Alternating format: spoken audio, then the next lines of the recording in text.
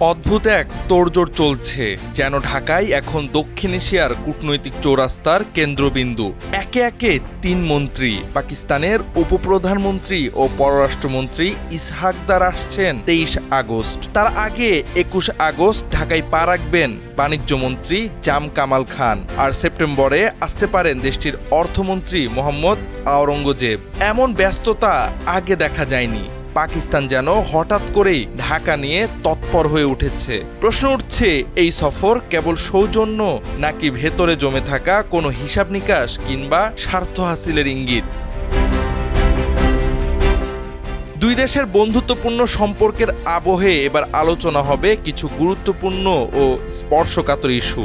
কূটনৈতিক সূত্র জানায়, বাংলাদেশ প্রত্যাশা করছে ১৯৭১ সালের গণহত্যার জন্য পাকিস্তান আনুষ্ঠানিকভাবে ক্ষমা চাইবে। পাশাপাশি ক্ষতিপূরণ ও অন্যান্য পাওনা মিলিয়ে $৪.৫ বিলিয়ন মার্কিন ডলার ফেরতের বিষয়টি জোরালোভাবে তুলে ধরা হবে। বাংলাদেশ চায় ঐতিহাসিকভাবে অমীমাংসিত বিষয়গুলো দ্রুত নিষ্পত্তি করে দুই দেশের মধ্যে একটি মজবুত, কল্যাণমুখী ও গতিশীল সম্পর্ক গড়ে তুলতে যেন পাকিস্তান কার্যকর সহযোগিতা করে।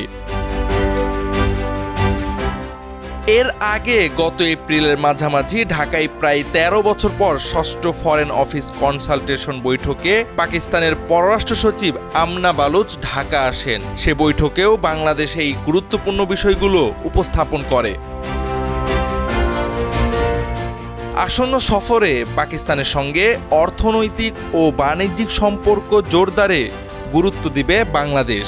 রপ্তানি বাড়াতে বাজারে প্রবেশের সুযোগ, শুল্ক বাধা কমানো ও বিনিয়োগ বৃদ্ধির বিষয়ে আলোচনা হবে। কৃষি, মৎস্য, পানি সম্পদ, পরিবহন, জলবায়ু পরিবর্তন ও বন্যা প্রতিরোধে পারস্পরিক সহযোগিতার উপরও গুরুত্ব দেওয়া হবে। সম্প্রতি সরাসরি শিপিং রুট চালু হয়েছে, সামনে হয়তো চালু হবে সরাসরি ফ্লাইটও। এতে বাড়বে যোগাযোগ, বাড়বে ব্যবসা।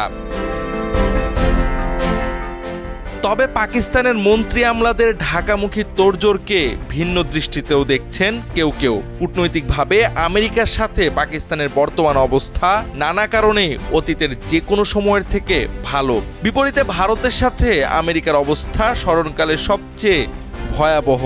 অন্যদিকে বাংলাদেশের সাথে ভারতের সম্পর্কে চূড়ান্ত টানাপোড়েন ও আমেরিকার সাথে ভালো সখ্যতা। এমত অবস্থায় বাংলাদেশের সাথে সম্পর্ক উন্নয়নের মতো ভালো সুযোগ আর পাকিস্তান পাবে কিনা সন্দেহ। পাকিস্তান ভাবছে, বাংলাদেশের অন্তর্বর্তী সরকারের এই সময় যদি দুই দেশের তিক্ত সম্পর্কের উন্নয়ন ঘটাতে না পারে, তবে আগামীতে ভারতের চাপে হোক বা ৭১-এর ঐতিহাসিক বাস্তবতায় হোক, দেশের যে কোনো সরকার সম্পর্ক উন্নয়নে আগ্রহী হবে না।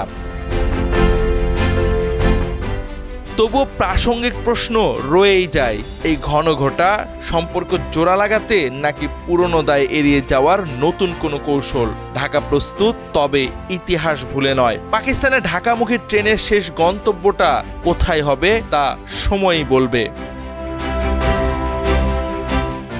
জাওয়াদ আহমদ, সময়ের আলো।